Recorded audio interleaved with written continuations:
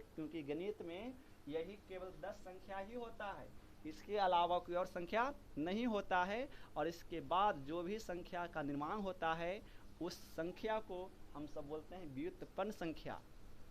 ठीक है, यहाँ तक आप सबको समझ में आया होगा कि व्युत्पन्न संख्या किसे कहते हैं। यानी 10 के बाद 9 के बाद जो भी संख्या का निर्माण होता है 10, 11, 12, 100, 50, 500, 1000, 2000, ये सभी संख्या क्या है, व्युत्पन्न है। व्युत्पन्न का मतलब ही होता है कि एक दूसरे से मिलकर संख्या का निर्माण होना। तो ये व्युत्पन्न संख्या की बात हो गया। अब रही बात कि व्युत्पन्न संख्या का निर्माण कैसे होता है सर। तो व्युत्पन्न संख्या का निर्माण उसके स्थानीय मान से होता है।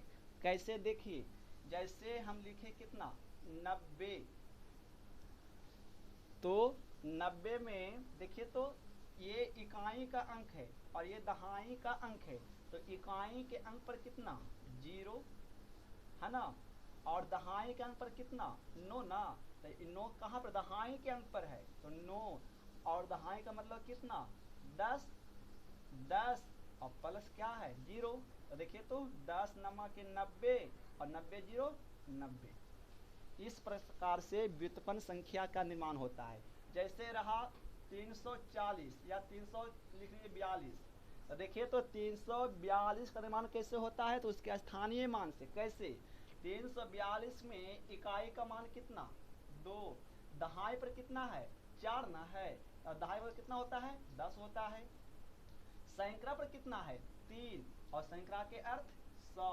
सब कुछ जोड़िए ना, तो देखिए कितना आएगा 3 गुना 100 तो 300 प्लस 4 गुना 10 तो 40 प्लस 42, सबको कितना जोड़कर आया 342।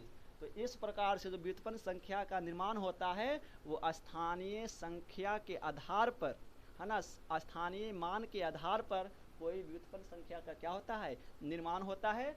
ये मेरा क्लास द बेसिक से है, क्लास 5 से लेकर के 10 तक। जानते हैं सर क्यों पढ़ाते हैं, हमें जब हम सब कंपटीशन की तैयारी करते हैं तो वहाँ पर भी देखने के लिए मिलता है क्या है कि एकदम शुरू से बेसिक से पढ़ाया जाता है। सम संख्या किसे कहते हैं, विषम संख्या किसे कहते हैं, पूर्ण संख्या किसे कहते हैं।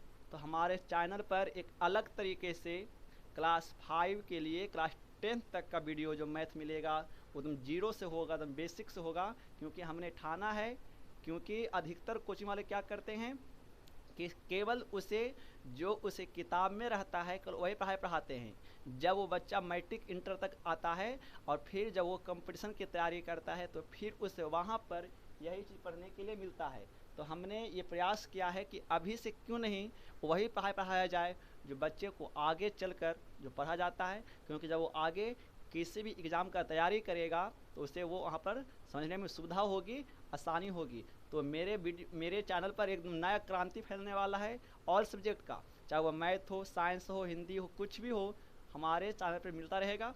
तो इसीलिए हम क्लास 5 से लेकर के 10 तक का वीडियो जो आपको मिलेगा प्योर बेसिक से मिलेगा। तो यहाँ तक तो हो गया कि फंडामेंटल नंबर किसे कहते हैं और व्युत्पन्न संख्या किसे कहते हैं। चलिए अब जानते हैं कि नंबर सिस्टम में कौन कौन सी संख्या होता है। किसे प्राकृत संख्या कहते हैं, किसे पूर्ण संख्या किसे कहते हैं, कौन पूर्ण वर्ग संख्या होता है। तो हम सब आज ये सारी बातें इसमें करेंगे। आप सब वीडियो को देखकर कमेंट करते रहें और हमें उम्मीद है कि आप सब तो शेयर कर ही देंगे। यहाँ पर एक जानते हैं, यहाँ पर एक नया क्रांति फैलने वाला है, एकदम नया क्रांति, पूरे मैथ का एक नया क्रांति मिलेगा आपको। और एक बात और, हम आपको मैथ पढ़ावेंगे नहीं, मैथ पूरे सिखा देंगे, बेसिक से लेकर के एकदम हाई लेवल तक का वीडियो आपको मिलेगा। चलिए तो आज हम सब बात करते हैं, समझ में आ गया कि फंडामेंटल नंबर क्या होता है और व्युत्पन्न संख्या क्या होता है। अब चलिए, अब संख्या कितना प्रकार का होता है वो देखिए। पहला तो होता है प्राकृत संख्या। प्राकृत संख्या को क्या बोलते हैं हम सब, प्राकृत संख्या को बोलते हैं natural number. Natural number, natural number. चलिए